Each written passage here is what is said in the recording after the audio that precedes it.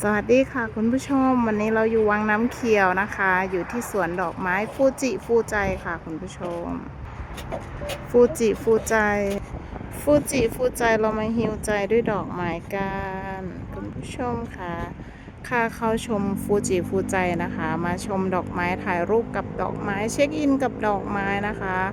ผู้ใหญ่80 บาทนะคะเด็ก50 บาทค่ะคุณผู้ชมแต่สวยมากน่าจะคุ้มนะคะสำหรับคนไหนที่ชอบดอกไม้ค่ะจัดประดับตกแต่งไว้อย่างสวยงามเลยคุณผู้ชมค่ะเดี๋ยวจะพาคุณผู้ชมไปเที่ยวชมนะคะฟูจิฟูใจสวนดอกไม้วังน้ำเขียวจ้าฟูจิฟูใจมีรูปหัวใจหลายชั้นเลยค่ะ